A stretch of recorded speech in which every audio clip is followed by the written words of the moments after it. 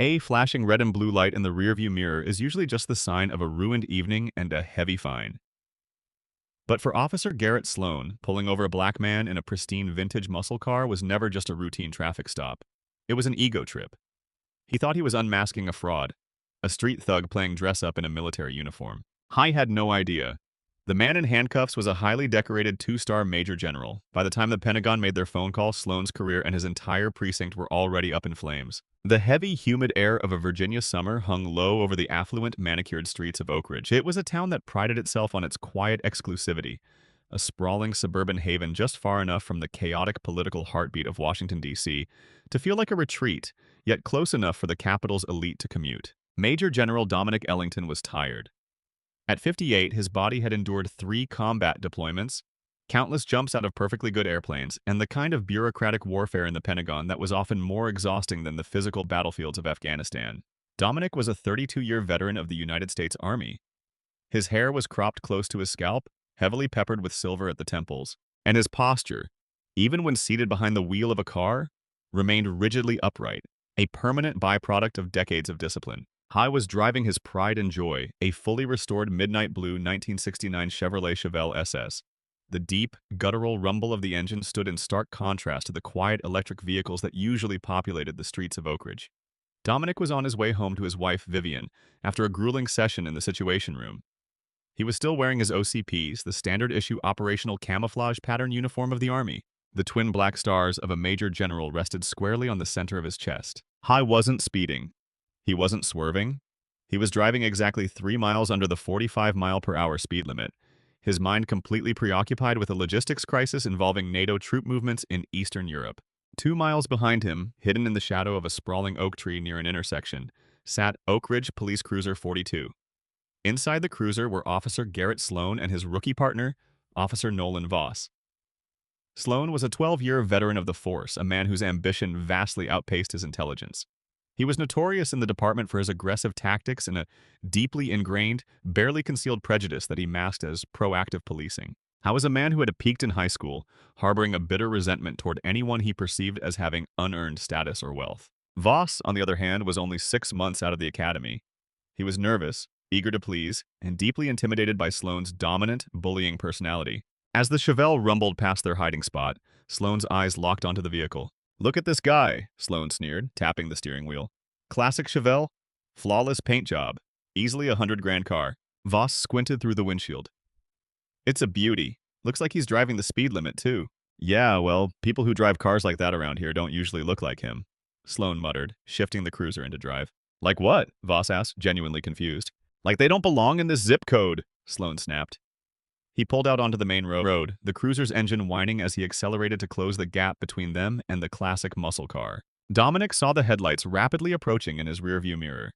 He didn't panic. He checked his speedometer. 42 miles per hour? He checked his lane positioning. Perfect. He assumed the officer was responding to a call and would pass him. Instead, the cruiser aggressively tailgated the Chevelle for an agonizingly long quarter of a mile. Sloan was running the plates. "Plates come back clean," Voss noted, looking at the glowing laptop terminal between them. "Registered to a Dominic Ellington. Address is in the gated community over on Westbourne." Sloan frowned, his jaw ticking. He didn't like it when his instincts were challenged by facts. "Tint looks a little dark, and did you see him drift the center line?" "I didn't see him drift," Voss said softly. "He drifted. Turn on the cherries," Sloan commanded. Voss hesitated for a fraction of a second before reaching over and flicking the toggle. The light bar atop of the cruiser exploded into a blinding display of red and blue flashes. The siren gave a short, authoritative whoop. Dominic let out a long, heavy sigh. The fatigue deep in his bones seemed to double in weight. He checked his mirrors, signaled his intent, and smoothly pulled the Chevelle onto the wide shoulder of the road, placing the vehicle exactly in the center of the breakdown lane to give the officers plenty of room to approach safely. He turned off the engine, plunging the cabin into silence, rolled down all 4 windows, a courtesy he had learned years ago, and placed both of his large, calloused hands firmly at 10 and 2 on the steering wheel. He waited. He had nothing to hide, but as a black man in America, even one with 2 stars on his chest, he knew the unspoken rules of this interaction. Keep your hands visible, move slowly, speak calmly. In the cruiser, Sloan killed the siren and unbuckled his seatbelt. "All right, rookie, let's see what kind of drug money bought this piece of classic Detroit steel." "Mitch, Garrett, he didn't do anything," Voss whispered, feeling a knot form in his stomach. "He crossed the yellow line. You need to get your eyes checked, Sloan replied, unstrapping the retention holster of his service weapon. A completely unnecessary escalation for a traffic stop. Sloan stepped out of the cruiser, his heavy boots crunching on the gravel. He approached the Chevelle with a practiced predatory swagger. He didn't walk to the driver's window immediately. Instead, he stopped at the rear quarter panel, placing a heavy hand on the pristine trunk and leaving a visible smudge on the wax before slowly moving forward. Dominic watched him in the side mirror. He noted the unclasped holster. The general's analytical mind, trained to assess threats in fractions of a second, immediately categorized Officer Sloan aggressive, overcompensating, dangerous. Sloan finally arrived at the driver's side window. He shone his heavy maglite directly into Dominic's face, nearly blinding him, despite the fact that the streetlights provided more than enough illumination. "Evening," Dominic said, his voice a deep, resonant baritone, perfectly calm and devoid of intimidation. "License, registration, and proof of insurance," Sloan barked, leaning in close and keeping the blinding beam of the flashlight focused directly on Dominic's eyes. "They're in my wallet, in my back right pocket, and the registration is in the glove compartment. I am going to reach for them now," Dominic stated clearly, narrating his movements. "Just get them," Sloan snapped. Dominic moved with deliberate slowness. He retrieved his wallet and pulled out his Virginia driver's license. Then, anticipating the usual routine, he also pulled out his CAC, his Department of Defense Common Access card. He handed both cards along with the registration through the open window. Sloan snatched the cards from Dominic's hand. He lowered the flashlight slightly, shining it onto the documents. He read the driver's license first, Dominic Ellington. Then Sloan looked at the military ID. He stared at it. He looked at the uniform Dominic was wearing, taking in the camouflage pattern, the U.S. Army name tape, and finally the black rank insignia stitched into the center of his chest. 2 stars. A smirk slowly spread across Sloan's face. It was an ugly, triumphant expression. He let out a harsh, mocking laugh. "Major General, huh?" Sloan said, his voice dripping with venomous sarcasm. "That is correct, officer," Dominic replied, his face completely impassive. Sloan stepped back half a pace, resting his hand casually on the grip of his firearm. You expect me to believe that you," he gestured vaguely at Dominic with the flashlight, "are a 2-star general in the United States Army?" "I don't expect you to believe anything, officer," Dominic said, his tone cooling to a glacial chill. "I expect you to run my information through your system. Write me a citation if you feel I have committed a moving violation, and allow me to proceed to my home." Officer Nolan Voss stood awkwardly near the rear bumper of the Chevelle, watching the interaction. He couldn't hear every word, but he could hear the mocking tone in his partner's voice, and it made the hair on the back of his neck stand up. He took a hesitant step forward. Sloan leaned back into the window, his face now inches from Dominic's. The officer smelled of stale coffee and cheap spearmint gum. "Here's what I think, Dom," Sloan said, deliberately disrespecting the man's rank and name. "I think you bought this car with money that isn't exactly legal. I think you bought these clothes at an army surplus store to try and look respectable. And I think this little plastic card here is a cheap fake. You printed off the internet so you could try and hustle military discounts at the local hardware store." Dominic did not blink. The sheer audacity of the accusation didn't anger him. It fascinated him in a grim, clinical way. He had led thousands of troops into combat. He had briefed the President of the United States. And now a small-town beat cop was calling him a fraud on the side of a Virginia highway. "Officer," Dominic said, his voice dropping an octave and carrying the distinct, heavy weight of command authority, "I strongly advise you to take a step back, return to your vehicle, and contact your dispatch. Have them run my DOD identification number. If you continue down this path, you are going to make a profound mistake that will permanently alter the trajectory of your career." It was the wrong thing to say to a man like Sloan. Sloan didn't hear a warning. He heard a challenge to his authority. He heard disrespect. Sloan's face flushed a deep, angry red. "Are you threatening me, boy?" Dominic's eyes narrowed infinitesimally. The word boy hung in the humid air, heavy and loaded with generations of poison. "I am stating a fact," Dominic replied, his voice dangerously quiet. "Run the card." "Step out of the vehicle," Sloan suddenly roared, taking a wide stance and drawing his weapon halfway out of its holster. "Step out of the vehicle right now." Voss jumped, his hand instinctively flying to his own weapon. "Garrett, what's going on?" he yelled. "We got a 10-15 situation. Suspect is non-compliant and impersonating a federal officer. Get out of the car." Sloan screamed, fully unholstering his weapon and pointing it downward just inches from the door panel. Dominic looked at his gun, then back to Sloan's hyperventilating face. The general knew exactly how quickly situations like this devolved into tragedy. A panicked, poorly trained officer with a gun was vastly more dangerous than an enemy combatant. "I'm turning off the battery," Dominic said calmly. "I am unbuckling my seatbelt. My hands are empty. I am opening the door." Dominic moved with absolute precision. He pushed the heavy door open and stepped out onto the asphalt. At 6 feet 3 inches and 220 pounds of solid muscle, Dominic towered over the 5'9" Sloan. As Dominic stood to his full height, the physical disparity seemed to instantly terrify the officer. "Turn around, put your hands on the roof of the car, interlace your fingers," Sloan shouted, his voice cracking slightly with adrenaline. Dominic complied silently. He turned away from the officers, placed his large hands flat on the cool, dew-covered roof of the Chevelle, and interlaced his fingers. Sloan practically lunged at him. He grabbed Dominic's left wrist, twisting it violently behind his back. The pain was sharp, but Dominic had endured interrogations in SEER school that made this feel like a massage. He didn't make a sound. Sloan slapped a heavy steel handcuff onto Dominic's left wrist, ratcheting it down so tightly it instantly bit into the skin and cut off the circulation. He violently yanked Dominic's right arm back and secured the second cuff. "You have the right to remain silent," Sloan barked, pressing his forearm aggressively into the center of Dominic's spine, right over the two stars. "Anything you say can and will be used against you in a court of law." Voss stood frozen, watching his training officer manhandle a man who was offering absolutely zero resistance. "Garrett," Voss stammered. "Garrett, what is the charge?" "Impersonating a military officer, forgery, fraud, resisting arrest," Sloan rattled off, breathing heavily. He began to roughly pat down Dominic's pockets, aggressively grabbing at the fabric of the OCP trousers. "I did not resist," Dominic stated calmly to the roof of his car. "Shut up!" Sloan yelled, shoving Dominic forward so his chest slammed against the roof of the Chevelle. "You're a fake, a pathetic, lying fake. Stolen valor is a federal offense, buddy. You're looking at federal prison." "Voss," Dominic said, turning his head slightly to look at the rookie. "Your name is Voss, correct? It's on your badge." Voss swallowed hard, nodding slowly. "Yes, sir." "Voss, you need to call your watch commander now before your partner does irreparable damage," Dominic said, his voice surprisingly gentle, like a father giving instructions to a confused child. "Don't you talk to him!" Sloan snarled, grabbing Dominic by the back of his collar and violently yanking him away from the car. "You talk to me, you're going to jail, fake general. Let's see how tough you are when you're sitting in a holding cell with real criminals." Sloan frog-marched Dominic toward the police cruiser. As they walked, a few cars passed by, slowing down to gawk at the spectacle. An older white couple in a Volvo stared wide-eyed as they saw a black man in military fatigues being shoved into the back of a police car. Dominic felt the sting of public humiliation, a deep, burning indignation, but he kept his face a mask of stone. Sloan shoved Dominic down into the cramped backseat of the cruiser. Because of Dominic's broad shoulders and the tight handcuffs, he had to sit hunched forward at a painful angle. Sloan slammed the door shut with excessive force. Sloan walked back to the Chevelle and tossed Dominic's keys to Voss. "Call a tow truck. Have this piece of junk impounded." Voss caught the keys, looking sick to his stomach. "Garrett, I looked at his ID. It has a microchip. It has the holograms. It looks completely real." What if he actually is a major general?" Sloan laughed, a harsh, dismissive sound that echoed in the quiet suburban street. "Are you kidding me, Nolan? Look at the guy.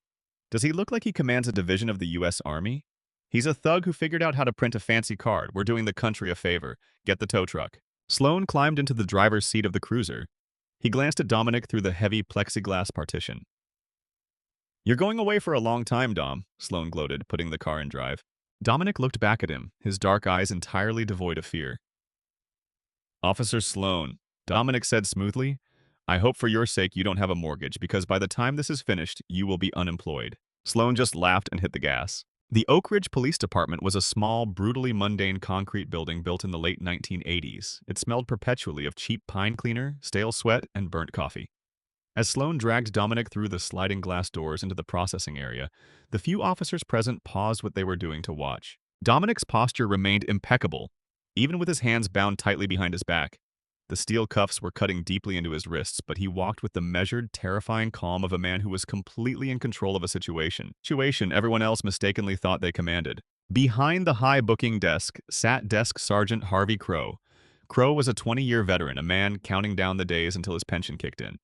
He was tired, perpetually irritated, and possessed a deeply ingrained cynicism regarding his fellow officers, especially Garrett Sloan. "What do we have here, Sloan?" Crow asked, adjusting his reading glasses as he looked over the desk at the towering figure of Dominic Ellington.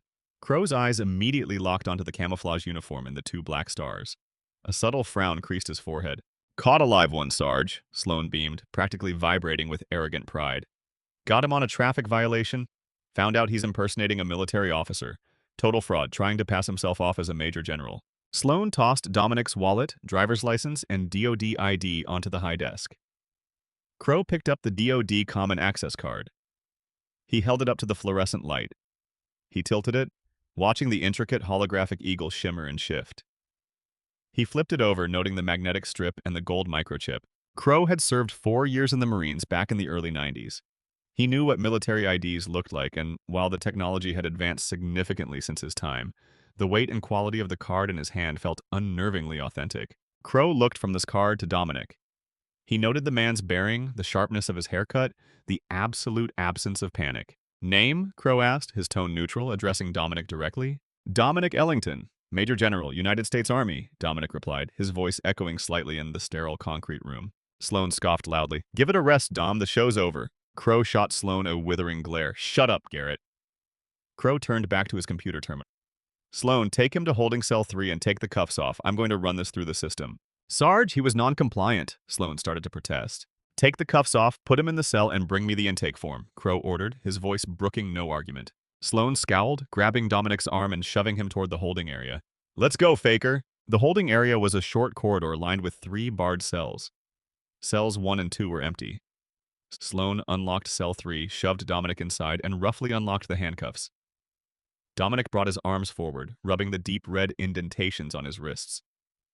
He didn't say a word as Sloan slammed the heavy iron door shut, the lock engaging with a loud final clank. "Make yourself comfortable, General," Sloan sneered through the bars. "I hear the federal pen serves great powdered eggs." Sloan turned and walked away. Dominic stood in the center of the small, foul-smelling cell. There was a metal bench bolted to the wall and a stainless steel toilet in the corner. He did not sit. He walked to the bars, wrapped his hands around the cold steel, and waited. Out at the booking desk, Sergeant Crow was typing furiously. He ran Dominic's Virginia driver's license first. It came back immediately. Dominic Ellington, age 58, clean record, no warrants, registered to an address in Westbourne Estates. Crow swallowed hard. Westbourne Estates was the most expensive neighborhood in the county. Houses there didn't go for less than $3 million. Next, Crow tried to run the DoD ID number through the NCIC, National Crime Information Center database. The system stalled. A loading wheel spun on the screen for what felt like an eternity. Standard police databases do not have direct open access to high-level Pentagon personnel files. When a local cop runs a standard military ID, it usually confirms basic active duty status. But when a local cop runs the ID of a flag officer holding top-secret SCI clearance, the system initiates a flag. The screen suddenly flashed a bright, solid yellow. "Clearance required? Restricted file. Contact Department of Defense Liaison Office for verification." Crow leaned back in his chair, a cold drop of sweat trickling down his spine. He looked at the yellow screen, then looked down the hall toward the holding cells. Sloan strutted back to the desk, tossing a blank intake form onto the counter. "So, what did it say, Sarge? Did he print it at FedEx or Kinko's?" Crow looked at Sloan. For the first time in a decade, Crow felt genuine terror. Garrett, the system flagged it. It's restricted." Sloan rolled his eyes. "Yeah, because it's a fake number, Sarge. It's confusing the computer. Book him. I want to go home." "It doesn't say invalid," Crow whispered, pointing a shaky finger at the screen. "It says restricted, Garrett. If this guy is who this card says he is, you didn't just arrest a soldier. You arrested a general." "He's a fake!" Sloan slammed his hand on the desk, his voice rising in panic and anger. "Look at him, Harvey. Does he look like a general to you?" "What does a general look like, Garrett?" Crow snapped back. Before Sloan could answer, a loud, clear voice echoed down the concrete hallway from cell 3. "Sergeant!" Dominic called out, his voice cutting through the tension like a hot knife. "By law, I am entitled to a telephone call upon being detained. I would like to make that call now." Crow stood up slowly. He grabbed the cordless phone from its cradle on the desk. He walked past Sloan, ignoring the younger officer's protests, and approached cell 3. Crow looked through the bars at Dominic. The man was standing perfectly still, his posture radiating authority. Crow felt a sudden, overwhelming urge to salute. "Who do you want to call, Mr. Ellington?" Crow asked, trying to keep his voice steady. "A lawyer? Your wife?" "Neither," Dominic said quietly. He reached through the bars and took the phone from Crow's trembling hand. Dominic dialed a number from memory. It was not a local 703 area code. It was a secure, unlisted number that routed directly through an encrypted switchboard in Arlington, Virginia. Sloan had followed Crow down the hall. He stood behind the sergeant, a smug look plastered across his face. "Who's he calling? The fake president?" Sloan chuckled. Dominic ignored him. He held the phone to his ear. It rang twice. Then a crisp, professional voice answered on the other end. National Military Command Center, Senior Watch Officer, identify. Dominic's voice shifted. It was no longer the voice of a man dealing with a local traffic stop. It was the voice of a commander communicating with headquarters. This is Major General Dominic Ellington. Clearance code Echo Tango 79er Bravo, Dominic said, his enunciation flawless. There was a brief pause on the line as the officer on the other end typed the code into a terminal. Then the voice snapped to attention, even over the phone. Authentication confirmed. Good evening, General Ellington. How can the command center assist you? I need to be patched through to the home residence of General Quentin Vale, chairman of the Joint Chiefs, Dominic said calmly, staring directly into Garrett Sloan's eyes as he spoke. Sergeant Crow's breath hitched in his throat. Sloan's smug smile instantly vanished, replaced by a look of profound, creeping confusion. General Vale is currently off duty, sir. Is this a national security emergency? The watch officer asked. No, Dominic replied, his eyes never leaving Sloan. It is a personnel issue. Tell General Vale that Major General Ellington is currently locked in a holding cell at the Oak Ridge, Virginia Police Department, and I require his immediate assistance in educating the local constabulary on the identification of federal officers. A heavy, stunned silence fell over the phone line. Copy that, General. Patching you through immediately. Please hold. Dominic lowered the phone slightly and looked at the two police officers standing on the other side of the iron bars. He's connecting me, Dominic said, a faint, razor-thin smile finally touching the corners of his mouth. Officer Sloan, I highly recommend you start thinking about what you are going to say to the Secretary of Defense's boss. In that exact moment, watching the terrifying calm of the man in the cell, Garrett Sloan finally realized that his life, as he knew it, was effectively over. The silence in the holding corridor of the Oak Ridge Police Department was absolute, broken only by the faint hum of the fluorescent lights and the ragged, shallow breathing of Officer Garrett Sloan. Through the receiver pressed to Dominic's ear, a distinct click signaled the connection. Dominic! A groggy, gravelly voice echoed through the earpiece. It was General Quentin Vale, a four-star commander and the chairman of the Joint Chiefs of Staff. Are the Russians moving on Kiev, or did you just dial the wrong number? Neither, Quentin, Dominic replied, his voice projecting clearly enough for Sergeant Crow and Officer Sloan to hear every word. I apologize for waking you. I am currently locked in cell number 3 at the Oak Ridge Police Department in Virginia. I was pulled over for a fabricated traffic violation, accused of stolen valor, and physically assaulted during the arrest. There was a profound, deafening silence on the other end of the line. When General Vale finally... The grogginess was entirely gone, replaced by the chilling, controlled fury of a man who commanded the most powerful military force on the planet. Are you telling me that a local beat cop handcuffed a 2-star general in the United States Army, who currently holds the keys to European logistics? Vale's voice dropped an octave. And are you injured, Dominic? Are you... Bruised wrists, nothing broken. But the arresting officer, a Garrett Sloan, seems convinced I printed my DOD identification at a local copy shop, Dominic said, his eyes fixed on Sloan's increasingly pale face. I need you to verify my identity for the desk sergeant before this situation devolves further. Put him on, Vale ordered. Put the highest-ranking officer in that pathetic building on the phone right now. Dominic extended his arm through the iron bars, holding the phone out towards Sergeant Crow. He wants to speak to you, Sergeant. Crow's hand shook violently as he reached out and took the phone. He pressed it to his ear. This is Desk Sergeant Harvey Crow. Sergeant Crow, this is General Quentin Vale, chairman of the Joint Chiefs of Staff. The voice boomed through the receiver with undeniable, terrifying authority. Listen to me very carefully. You currently have a 2-star Major General of the United States Army in your custody. You have unlawfully detained a man with top-secret TSSCI clearance. I am deploying a liaison team from the Pentagon Force Protection Agency, accompanied by the FBI, to your location immediately. You will not interrogate him. You will not process him. If a single hair on his head is harmed, I will personally see to it that the Department of Justice dismantles your entire precinct brick by brick. Do you understand me? Why, yes, sir, General. Yes, sir, Crow stammered, the color completely draining from his face. Unlock that cell, Vale commanded. Now! Crow practically dropped the phone. He scrambled backward, fumbling wildly with the heavy ring of keys attached to his belt. Sloan, still clinging to a desperate, delusional sliver of denial, grabbed Crow's arm. Sarge, what are you doing? It's a prank. He probably called one of his thug friends to play act. Get your hands off me, Sloan! Crow roared, shoving the younger officer away with surprising force. That was the chairman of the Joint Chiefs of Staff. Do you have any idea what you've done? You just blew this whole department sky high. Crow jammed the iron key into the cell door and turned it. The heavy lock disengaged with a loud... He pulled the door open, practically bowing as he did so.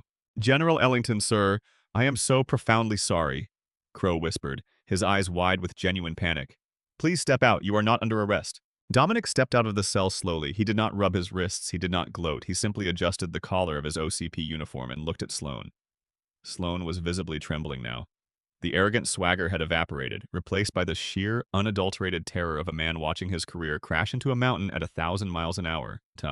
Just then, the heavy double doors leading to the administrative offices flew open. Captain Lowell Drake, the night shift commander, came rushing out holding a vibrating cell phone. He looked frantic. "Crow, what the hell is going on out here?" Drake yelled. "I just got a call from the mayor. He said the Secretary of Defense just woke him up." Drake's eyes darted around the room and landed on Dominic Ellington, standing in full combat uniform, flanked by an open jail cell. "Oh, sweet Jesus," Drake breathed, the blood rushing from his face. He looked at Sloane, who was now backing away slowly as if trying to melt into the concrete wall. "Sloane, tell me you didn't." "I was drifting, Captain," Sloane pleaded, his voice cracking high and desperate. His tint was too dark. It was a righteous stop.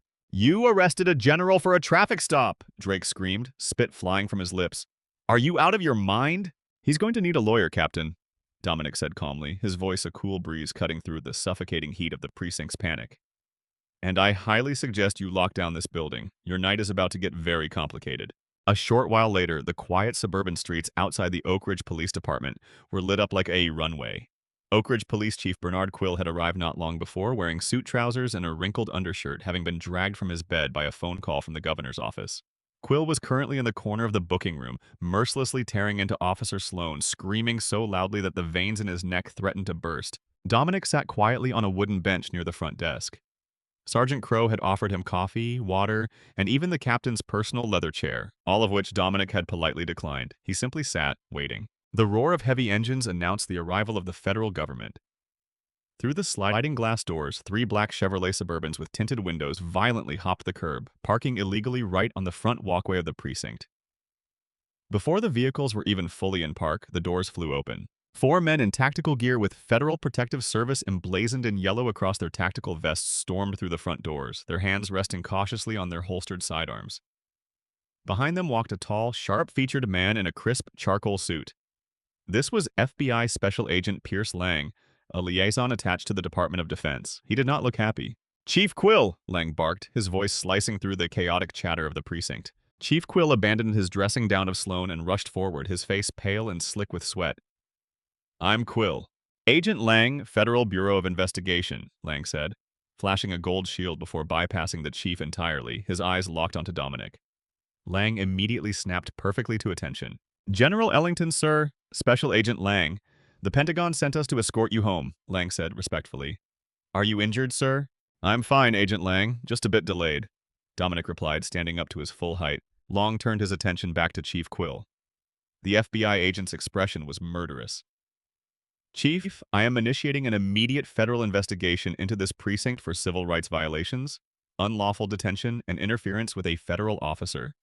I need all body camera footage, dash camera footage, and radio logs from the relevant periods surrendered to my team immediately." "Of course, Agent Lang. Absolutely," Quill stammered, nodding furiously. "This was a catastrophic mistake by a rogue officer. We are fully cooperating." "Who made the arrest?" Lang demanded. Quill pointed a trembling finger at Garrett Sloane. Sloane looked physically ill. He was leaning against the concrete wall, looking at the tactical officers, the FBI agent, and the general he had abused. The realization of his absolute insignificance had finally shattered his ego. "Officer Sloane," Chief Quill said, his voice dripping with disgust. "Hand over your badge and your service weapon right now. You are stripped of your police powers, suspended without pay, pending termination and federal indictment." Sloane's hands shook as he unbuckled his duty belt. The heavy leather hit the linoleum floor with a dull, depressing thud. He unpinned the silver badge from his chest, leaving a torn hole in the fabric of his uniform, and placed it on the front desk. He looked at Dominic, his eyes pleading, looking for some ounce of mercy. "General, I was just doing my job. I thought—" "You thought your badge was a license to execute your prejudices, Mr. Sloane?" Dominic interrupted, his voice devoid of anger, operating purely on clinical fact. "You saw a black man in a nice car, and you constructed a narrative to justify your hostility. You didn't do your job. You shamed your uniform, and now you will face the consequences of the law you swore to uphold." Dominic turned away from the disgraced cop. He looked at Officer Nolan Voss, who had been standing silently in the corner, looking utterly traumatized by the night's events. "Officer Voss," Dominic called out. Voss jumped, snapping to attention. "Yes, sir." You knew this stop was wrong. I saw it in your eyes, but you allowed fear of your partner to override your duty, Dominic said softly. Learn from this night. If you cannot stand up to a bully in your own patrol car, you have no business policing the streets. Voss swallowed hard, tears welling in his eyes. Yes, sir. I understand, sir. Agent Lang, Dominic said, turning back to the FBI liaison. I believe I am ready to go home. Oh, my wife is likely wondering why I am late for dinner. Right this way, General, Lang said, gesturing toward the open glass doors. As Major General Dominic Ellington walked out of the Oak Ridge Police Department, flanked by federal agents and heavily armed security, the silence in the room was suffocating. Chief Quill held his head in his hands. Sergeant Crow stared blankly at his computer screen. And Garrett Sloan, a man who had built his entire identity on bullying the powerless, stood shivering in the corner, realizing he had just picked a fight with the United States military and lost everything. The morning after the arrest, the sun rose over Oak Ridge, but for Garrett Sloan, the world had gone entirely dark. By the time the day was fully underway, the incident was no longer a localized precinct catastrophe. It was a national scandal. Officer Nolan Voss, terrified of being indicted alongside his former training officer, had immediately contacted the FBI tip line and handed over a copy of the cruiser's dash cam and interior audio recordings before Chief Quill could even think about burying the evidence. The Washington Post ran the digital headline, Local Police Assault Two-Star General in Egregious Profiling Incident. Soon the dash cam footage was playing on a continuous loop across every major cable news network in the country. The public watched in sheer disbelief as a smirking, arrogant beat cop manhandled one of the highest-ranking logistics commanders in the United States Army. The bureaucratic wrath of the federal government is a terrifying machine, and once it is turned on, it cannot be stopped. The Department of Justice Civil Rights Division descended upon the Oak Ridge Police Department like a swarm of locusts. Sloan sat at the kitchen table of his modest, heavily mortgaged split-level home, staring blankly at the television. His phone had not stopped ringing. First, it was his union representative who curtly informed him that the Fraternal Order of Police would not be providing legal counsel. The footage was too damning, the political pressure too immense. They were cutting him loose to save the rest of the department. Then came the knock on the door. Sloan peeked through the blinds. On his front porch stood two stern-faced men wearing windbreakers with FBI printed on the back. Sloan's stomach violently evacuated whatever contents it held. He opened the door, his hands trembling. Garrett Sloan? The lead agent asked, not waiting for a confirmation. I am Special Agent Cedric. We have a federal warrant for your arrest under 18 U.S.C. Section 242, deprivation of rights under color of law. Turn around and place your hands behind your back. The irony was not lost on Sloan. As cold steel ratcheted around his own wrists, but unlike General Ellington, Sloan did not stand tall, he wept. He sobbed openly as his neighbors, the same neighbors he used to boast to about his elite law enforcement status, stood on their lawns recording his perp walk with their smartphones. The twists of karma, however, were just beginning to unravel Sloan's life. In his desperate attempt to find legal representation, Sloan reached out to a partner at Williams & Connolly, one of the most prestigious defense firms in Washington, D.C. The receptionist took his name, placed him on a brief hold, and returned only to politely inform him that the firm did not represent individuals accused of civil rights violations against active-duty flag officers. High was toxic, unrepresented, and unable to afford private counsel. Sloan was assigned a deeply overworked public defender who took one look at the dashcam footage and advised him to plead guilty immediately. But the hardest hit came from inside his own home. Sloan's wife, Elise, had spent years turning a blind eye to his casual cruelty and inflated ego, but the public humiliation was too much. The FBI had seized their computers and financial records during the raid. In doing so, they uncovered a devastating secret Sloan had kept hidden. He was over $80,000 in credit card debt, funding a lifestyle he couldn't afford just to project an image of superiority. The man who had sneered at Dominic Ellington's classic Chevelle, accusing the general of being a fraud, was the ultimate imposter himself. Within a short time of his arrest, Elise packed her bags, took their dog, and moved into her sister's house, leaving divorce papers on the kitchen counter. Sloan was left entirely alone, sitting in a county jail cell, denied bail because the federal magistrate deemed him a flight risk due to his impending financial ruin. Meanwhile, at the Pentagon, Major General Dominic Ellington went back to work. He sat in the Situation Room reviewing troop deployments and supply chain logistics for NATO forces. When colleagues gingerly asked how he was doing after the viral incident, Dominic simply adjusted his glasses and replied, "The system is correcting an error. Our focus is on Eastern Europe." He refused to give Garrett Sloan another ounce of his mental energy. When the case finally reached the quiet, wood-paneled solemnity of the United States District Court for the Eastern District of Virginia, Garrett Sloan sat at the defense table. He was unrecognizable. The arrogant swagger, the flushed, aggressive complexion, the puffed-out chest, all of it was gone. He had lost 20 pounds. He wore a standard-issue green prison jumpsuit. His shoulders slumped, his eyes permanently fixed on the polished mahogany table in front of him. Presiding over the case was Judge Mira Ellison, a veteran federal judge known for her razor-sharp intellect and absolute intolerance for government corruption. She looked down at Sloan from the bench with an expression of icy disdain. The courtroom was packed. Behind the prosecution sat Chief Quill, who had been forced into early retirement. To his left sat Officer Nolan Voss, who had avoided federal charges by testifying against his former partner but had ultimately resigned from law enforcement, deeply disillusioned by what he had witnessed. And in the front row of the gallery sat Major General Dominic Ellington. He was in his class dress uniform, a chest full of ribbons reflecting decades of honorable, grueling service to his country. He sat with perfect, immovable posture. "Mr. Sloan," Judge Ellison's voice cut through the silence of the courtroom. "You have pleaded guilty to one count of deprivation of rights under color of law, a federal felony. Before I hand down your sentence, does the victim in this case wish to make a statement?" The federal prosecutor stood up. "Yes, Your Honor. General Ellington has prepared a brief statement." Dominic stood. He did not walk to the podium. He simply stood at his seat in the front row, his deep, resonant baritone filling the room without the need for a microphone. Sloan flinched at the sound of the voice, slowly raising his head to look at the man he had once called boy. "Your Honor," Dominic began, his tone entirely devoid of vengeance, radiating only a clinical, devastating truth. "When a soldier puts on a uniform, they accept that they may have to sacrifice their life to defend the Constitution of the United States. We endure this burden so that the citizens of this country can live freely, safely, and equally under the law." Dominic paused, his dark eyes locking onto Sloan's pale, trembling face. On the night in question, Garrett Sloan used the authority granted to him by that very same Constitution to terrorize a citizen based solely on his own unchecked prejudices. He did not see a man. He did not see a general. He saw a target for his own deep-seated inadequacies. Dominic took a slow breath. "I do not stand here out of a desire for revenge. Mr. Sloan's own actions have already cost him his career, his family, and his freedom. My concern is for the badge he wore. The badge is a symbol of public trust. When men like Mr. Sloan use it as a weapon of intimidation, they damage the fabric of our society in ways that take generations to repair. I ask the court to impose a sentence that reminds every law enforcement officer in this nation that the law is a shield for the innocent, not a sword for the arrogant." Dominic sat down. The silence in the courtroom was absolute.